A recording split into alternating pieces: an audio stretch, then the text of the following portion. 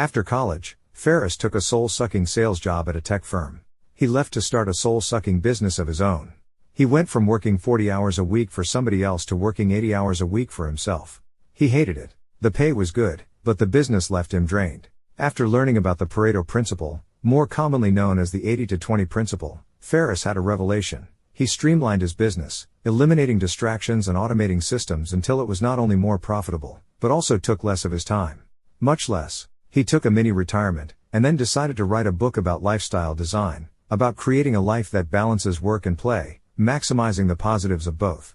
The 4-Hour Workweek describes the specific actions Ferriss took to implement these steps.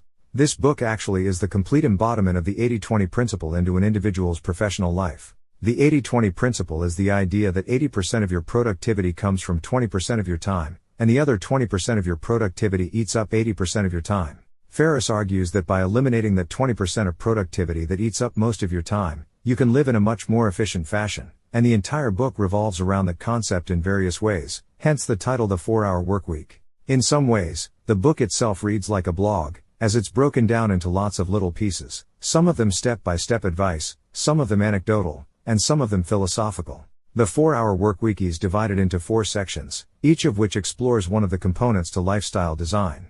Define your objectives. Decide what's important. Set goals. Ask yourself, what do I really want? Eliminate distractions to free up time. Learn to be effective, not efficient. Focus on the 20% of stuff that's important and ignore the 80% that isn't. Put yourself on a low information diet. Learn to shunt aside interruptions, and learn to say no and quit. Automate your cash flow to increase income. Outsource your life. Hire a virtual assistant to handle menial tasks. Develop a business that can run on autopilot. Liberate yourself from traditional expectations. Design your job to increase mobility. This could mean working from home, or it could mean using geographic arbitrage to take mini retirements in countries with favorable exchange rates. Step 1. D is for definition. Most of this section is devoted to divorcing yourself from the idea of working yourself to death for a gold watch and a pat on the back. Instead, you should abandon a few concepts such as retirement as a holy grail and that absolute income is the most important thing. Relative income, i.e., the amount you earn per hour of work, is the most important thing in this book. These are assumptions that actually have a lot in common with books like Your Money or Your Life and the Voluntary Simplicity movement. Here's one key exercise from this section that really shows what he's talking about. Spend about 5 minutes and define your dream. If it wasn't for the things you had to do, what would you be doing with your life right now? Now, spend another 5 minutes and define your nightmare in as much detail as possible. What is the absolute worst thing that could happen if you follow that dream? If you take the dream and compare it to the nightmare, is that possible nightmare really bad enough to abandon your dream? From there, the book goes into a very detailed process of breaking down the dream into tangibles and seeing how close you really are to that dream, and sets up the remainder of the book, which identifies things you can do to reach that dream. Step 2, E is for elimination. In terms of techniques that you can really use to improve your day-to-day life, this section has the best advice. It focuses on some very straightforward techniques for eliminating most of the regular mundane activities that fill our professional lives. Here are 7 examples. Make your to-do list for tomorrow before you finish today. When you add an item to this list, ask yourself if you would view a day as productive if that's the only thing on the list that you got done. Then, when you start in the morning, just attack that list with vigor knowing that all of the stuff is worthwhile. 2. Stop all multitasking immediately. This means when you're trying to write, close your email program and your instant messenger program and your web browser and just focus on writing, nothing else. This allows you to churn out the task way faster. 3. Force yourself to end your day at 4 p.m. or end your week on Thursday. Even if you have to come in on Friday, do nothing, or, even better, focus on something to develop yourself. The goal here is to learn to compress your productive time. 4. Go on a 1-week media fast. Basically, avoid television, other than 1 hour a day for enjoyment/relaxation, and non-fiction reading of any kind, including news, newspapers, magazines, the web, etc. By the end of it, you'll discover that the media and information overload was giving you a mild attention deficit. 5.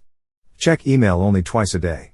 Combining this with the no multitasking principle enables email to only eat up a sliver of my time when it used to seemingly bog down everything.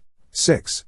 Never, ever have a meeting without a clear agenda. If someone suggests a meeting, request the specific agenda of the meeting. If there isn't one, ask why you're meeting at all. Often, meetings will become more productive or, if they were really time wasters to begin with, they'll vanish into thin air. Step 3, A is for automation. This section is a lengthy description of how to become a little or no value-added entrepreneur, in other words, a middleman. The idea is that if you set up being a middleman appropriately, you can create a stream of passive income that permits you to make money with very little effort. While this is interesting to some people, the truth is that it's not quite as easy as the author makes it out to be. It relies heavily on salesmanship, the ability to convince people you have a product that they want, and luck, stumbling into a market. If you have both, and the examples he uses have both, you can do quite well, but such things are never a guarantee. Step 4, L is for liberation.